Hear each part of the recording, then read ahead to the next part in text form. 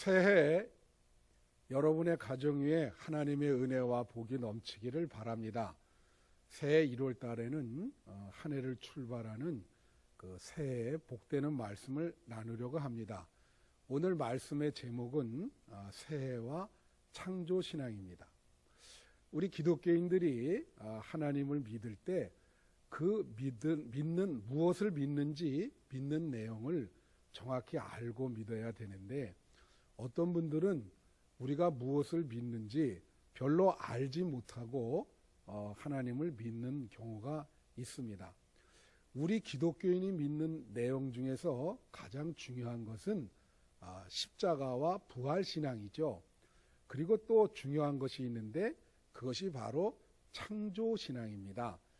창조신앙, 여러분들 다 알다시피 기독교인들은 창조냐 진화냐 할 때 하나님이 천지 만물을 창조했다고 하는 것을 믿어야 되는 것입니다. 우리가 창조신앙을 얘기할 때 창조의 내용 중에 두 가지가 중요합니다.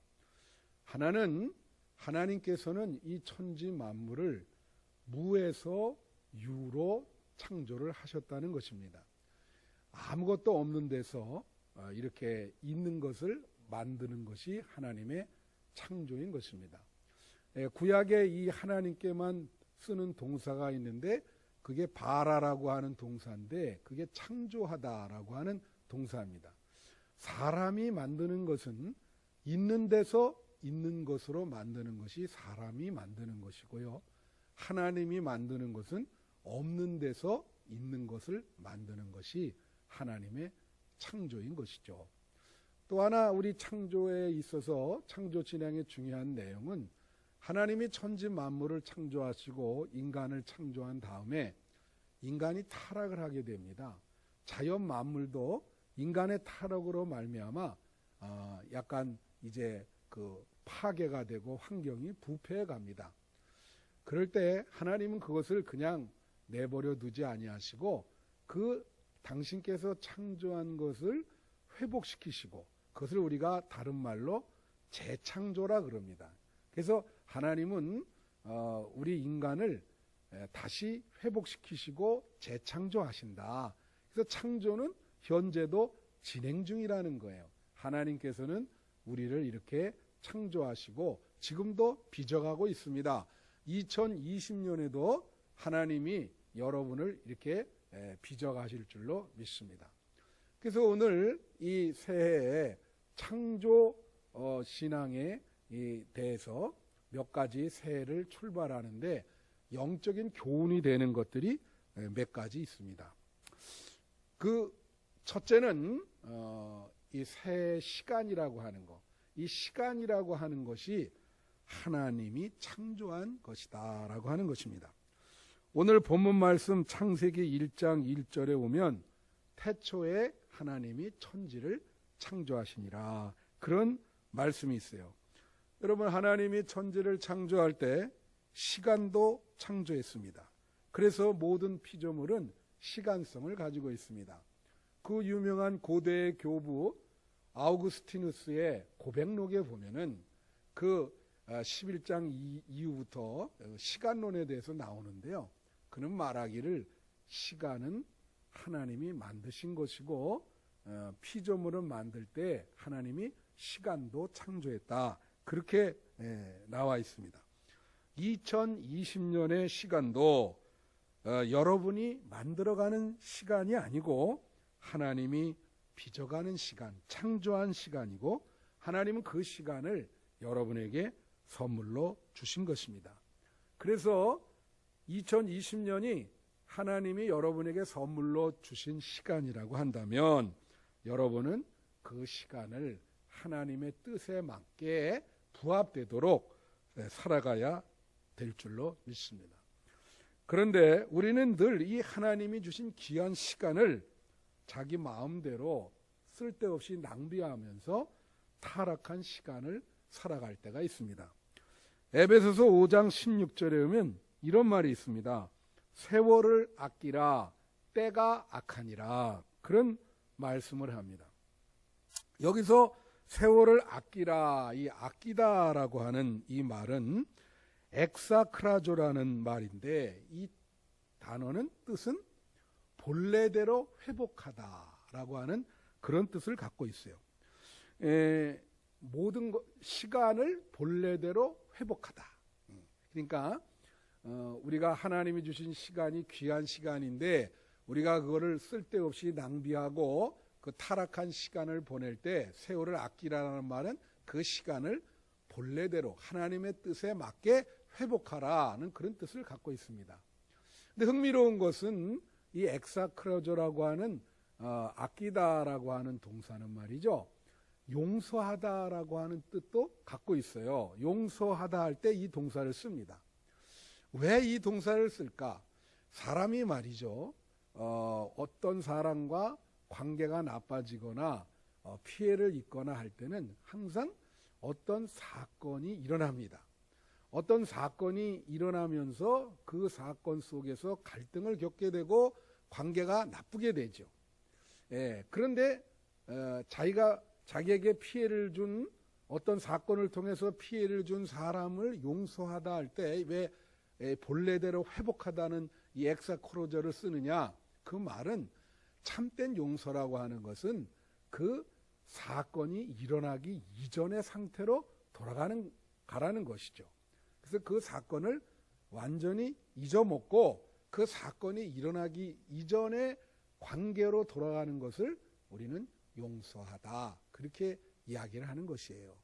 마찬가지로 우리가 시간을 본래대로 놓는다는 것은 하나님의 뜻에 맞지 않게 낭비되지 않고 그렇게 하나님의 뜻에 맞지 않게 낭비된 시간을 가는 것을 하나님의 뜻대로 사는 시간, 하나님의 뜻에 부합되게 본래대로 하나님의 시간을 회복시켜 주라. 그것이 세월을 아끼랍니다. 또 세월을 아끼라는 말 뒤에 때가 악하니라 그런 뜻이 있어요. 때가 악하니라. 이 때가 악하다. 세월과 때라고 하는 것은 시간 개념을 갖고 있습니다. 그래서 때가 악하다라고 하는 말할 때 악하다. 이것은 코네로스라고 하는 그런 히라보 동사인데 이 시간이 악하다. 이 코네로스 이 말은 병들었다. 부패하다. 쓸모없다. 의미 없다. 공허하다. 그런 뜻이에요. 그래서 시간이 병들었고 부패하고 쓸모없고 의미가 없고 공허하다는 거예요. 제 그 바로 위에 형님이 계셨었는데 이 형님이 어렸을 때 말이죠.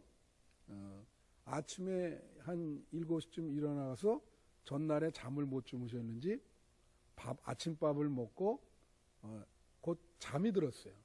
그리고 오후 한 6시쯤 깼습니다. 근데 깨자마자 하루 종일 자고 깨자마자 갑자기 대성통곡을 하는 거예요. 그래서 우리 아버님이 아니 왜 잠을 이렇게 잘 자놓고 대성통곡을 하냐고 그렇게 아버지가 물으니까 너무 억울하다. 하루 종일 아무것도 하는 게 없고 의미 없이 잠만 자서 억울해서 운다고 그렇게 이야기를 한 것을 볼 수가 있습니다. 그래서 우리가 2020년의 시간을 보내는데 세월을 아낄 때 때를 잘 보내기 위해서는 의미 없는 시간, 보람이 없는 시간이 되어서는 안 되고요. 하나님의 뜻대로 말씀대로 아주 귀하고 보람된 시간을 보내야 되는 것입니다. 자크 데리다라고 하는 그런 분이 있어요. 이분이 이야기하기를 과거, 현재, 미래에 대해서 아주 재미나는 이런 통찰을 이 자크 데리다라고 하는 사람이 보여주고 있습니다. 그는 미래를 어떻게 보는가? 이렇게 봐요. 과거에 말이죠. 우리가 어떤 선택을 했어요. 그러니까 과거에 어떤 가능성이 실현이 됐는데 내가 후회를 하게 됩니다. 내가 왜 그걸 택해서 이런 결과를 빚었지? 그래서 내가 어떤 과거에 어떤 것을 택했을 때 여러 가지 A, B, C, D, E, F 일어날 가능성이 여러 개 있었는데 그 중에서 한 가능성만 실현이 됐고 나머지 가능성은 소실이 돼버렸어. 그래서 데리다는 뭐라 하냐면 그렇다면 이 나머지 실현되지 않은 과거의 실현되지 않은 나머지 가능성들이 영원히 소실이 되었는가? 그렇지 않다는 거예요. 미래에 그 과거에 실현되지 않았던 소실됐던 가능성들이 다시 나타나서 그 가능성이 실현될 수 있는 그러한 기회가 있다. 그런 거예요. 미래라고 하는 것은 그렇다는 거예요. 그래서 미래는 과거에 실현되지 않은 가능성이 다시 반복해서 나타나서 그것이 실현될 수 있는 가능성을 갖고 있는 것이 미래다. 그렇게 이야기를 했습니다. 저도 그 말에 좀 동조해요. 그래서 우리가 과거에 여러 가지 실패를 보고 또 여러 가지 문제점이 해결이 안 되는 그러한 가운데 있었지만 죄송합니다. 미래에는 그 모든 과거에 실패했던 결과가 새로운 가능성으로 다시 와서 그것이 해결되고 새로운 차원으로 도약할 수 있는 그러한 기회가 올 것이다. 2020년이 그러한 시기가 되기를 간절히 축원합니다. 두 번째는 하나님께서는 말이에요. 그 창조하는 하나님만의 방법이 있다고 그러는 겁니다. 하나님은 뭐 시간도 창조하셨고 모든 것을 창조하시는데 하나님이 창조하는 방법이 있다는 거예요. 인간은 무엇을 만들면 손으로 만들잖아요. 하나님은 무엇을 창조할 때 말씀으로 창조한다는 것입니다. 하나님의 창조 방법은 말씀이다. 오늘 본문 말씀 2절에 보면 땅이 혼돈하고 공허하며 흑암이 깊음 위에 있고 하나님의 영은 수면 위에 운행하시느니라. 그런데 3절에 보면 하나님이 빛이 있으라 말씀하시니 빛이 생기더라. 그렇게 표현되어 있어요. 말씀하시니 빛이 탄생됐다. 그렇게 표현을 하고 있습니다. 그래서 여기에 땅이 혼돈하다. 혼돈은 무질서를 얘기하죠. 무질서. 또 공허하다. 공허는 허무, 의미가 없다는 것을 얘기해요. 또 흑암이 깊음 위에 있다. 흑암은 어둠, 아주 칠흑 같은 어둠이라는 거죠. 근데 하나님이 말씀하시니까 혼돈이 이 케이아스가 질서, 코스모스가 되고 그리고 이 공허한 것이 의미가 충만하게 되고 어두운 것이 빛이 생기게 된다는 것이죠. 그래서 하나님이 빛이 있으라 말씀하시니 모든 것이 질서가 생기고 의미가 생기고 밝은 광명의 빛이 이 세상에 비치게 되었다. 여러분, 하나님께서 무질서한 삶을 살아가는 사람들에게 말씀을 하십니다. 그러면 그 무질서한 삶이 아주 질서가 정연한 반듯한 삶이 되는 것이죠. 여러분, 우리 자녀들 이렇게 교육을 시켜서 이 자녀들이 그래도 이 다음에 훌륭한 인자가 되겠다. 그 알아보는 방법 중에 한번 이렇게 방을 들어가 보면 어떤 저 학생들의 방은 아주 깨끗해요. 질서 정연해요. 근데 어떤 아이들의 방은 이게 방인지 쓰레기인지 정말로 그냥 뭐 앉을 수 없을 정도로 아주 혼란스러운 그런 방을 볼 때가 있어요. 그것을 말끔히 정리하는 습관을 길러줘야 됩니다. 그래야 그의 삶도 반듯한 그러한 삶이 되는 것입니다. 어떤 시골에 싸움을 많이 하는 동네에 교회가 들어섰어요. 아주 무질서하고 싸움이 많았는데 교회가 들어서니까 그 동네에 싸움이 끝이고 동네 사람들이 아주 밝은 삶을, 반듯한 질서 있는 삶을 살아가게 됐다고 하는 것이죠. 어떤 목사님이 말이죠, 교회가 참 아주 그냥 몇 년 동안을 그렇게 싸워온 그런 교회가 있었어요. 근데 12월 30일 날 목사님이 기도를 하니까 하나님이 말씀하시기를 새해 이제 출발할 때 그 교회에 선언을 하라. 그게 뭐라고 선언을 하느냐면 빛이 있으라. 하나님이 말씀하신 것처럼 우리 교회에 빛이 있으라. 그렇게 선언을 하라고 내면적으로 하나님이 음성을 주시더래요. 그래서 출발할 때 이제 첫 주를 말씀을 할 때 선포를 하시기를, 선언을 하시기를, 빛이 있어라. 우리 교회에 빛이 있어라. 그렇게 이야기를 해서 그 교회가 이제 그만 오랫동안 오던 것을 한 번에 싸움을 중지하고 빛과 질서가 생겼다는 그러한 이야기를 들은 일이 있습니다. 여러분, 고대에 어거스틴이라는 사람이 있어요. 그는 참 무질서한 삶을 살았습니다. 뭐 이야기하면 길지만 그가 30살 조금 넘어서 어느 날 성경책을 읽게 됐는데 그 성경책이 이제 로마서 13장 13절 14절이에요. 내용을 보면 뭐 낮에와 같이 단정히 행하고 방탕히 행하지 말고 오직 그리스도의 옷을 입고 그리고 빛의 자녀가 되라. 그런 말을, 하나님의 말씀을 보게 됐어요. 그 말씀을 보는 순간 그의 마음속에 빛이 임하게 되었습니다. 그래서 과거의 무질서한 삶을 다 정리를 하고 그리고 새로운 삶을 살아갔다는 것을 볼 수 있어요. 또 이 말씀의 깨달음이 있고 말씀의 은혜를 받으면은 의미가 없는 삶, 공허한 삶이 의미를 갖게 돼요. 여러분, 의미라고 하는 거 되게 중요합니다. 우리가 이 미자가 만미자를 이렇게 쓰는데 이 미자는 여러 군데 쓰이죠.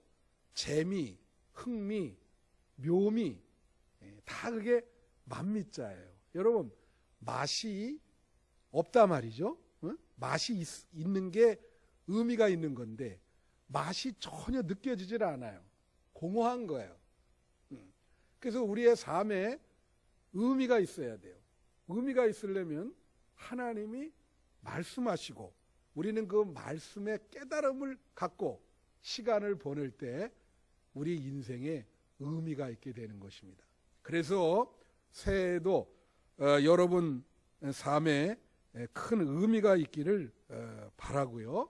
또 어두움 속에 거한단 말이에요.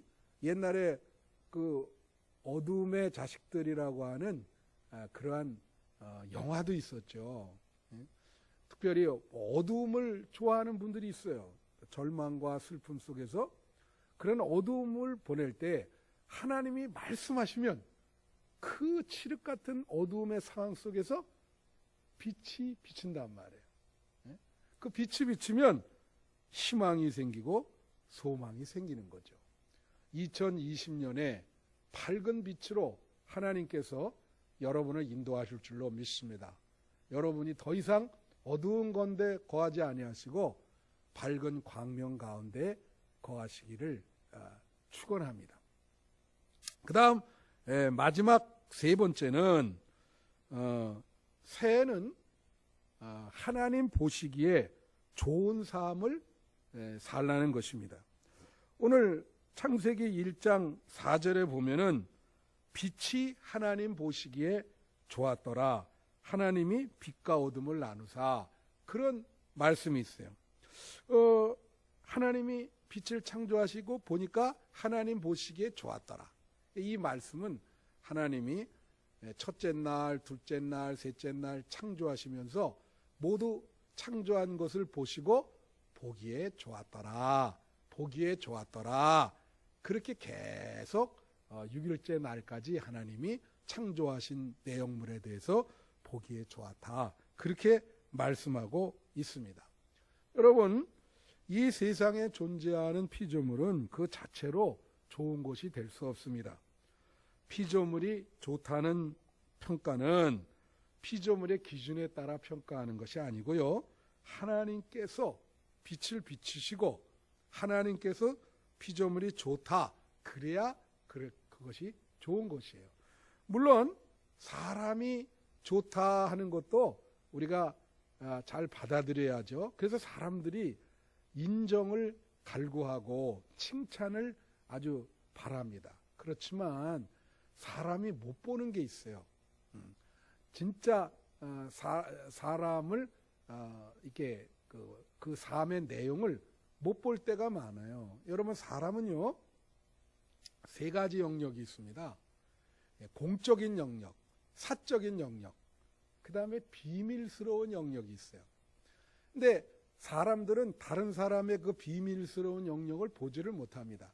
근데 하나님은 그 비밀스러운 영역까지 다 보시는 분이에요.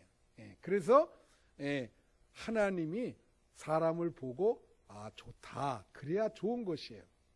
제가 작년에 본 영화가 하나 있는데 증인이라고 하는 영화가 있습니다. 그 자폐증에 걸린 여자 학생이 법정에 서서 증인으로 증언하는 그런 거예요. 사람들이 장애라고 이 자폐증은 의사소통이 잘 되지 않지 않습니까? 의사소통이 잘 안 되는 것을 자기만의 세계에 거한 거를 우리가 자폐증이라 그러는데, 그런데 사람들이 그 학생의 법정 증언을 잘 신뢰하지 않아요. 근데 이제 원래는 반대편 변호사였는데 이 학생을 만나서 이렇게 이제 교제하다 보니까 그 변호사가 마음이 바뀝니다. 그래서 이 아이의 증언이 오히려 더 진실하다. 그렇게 얘기해요. 그리고 마지막에 이제 이 여자 학생이 변호사에게 이제 뭐라고 말하냐면 딱 한마디 합니다. 당신은 참 좋은 사람입니다. 그렇게 이 자폐증 학생에게 비춰진 이 변호사가 참 유일하게 당신은 참 좋은 사람입니다. 그렇게 이야기를 하죠. 사람에게 이렇게 좋은 사람이라는 평가를 받을 때도 있지만 중요한 것은 늘 말씀드리지만 사람은 못 보는 부분이 많아요. 근데 하나님은 사람의 모든 모습을 다 봅니다. 그래서 사람에게 좋다 보다도 하나님에게 좋은 삶, 하나님이 좋다, 하나님께서 좋다 하는 그런 평가를 받아야 됩니다. 그래서 2020년에도 하나님이 여러분의 삶, 2020년의 삶을 보기에 좋다, 그렇게 평가를 내릴 수 있도록 그런 삶을 살아가시는 여러분이 되시기를 축원합니다.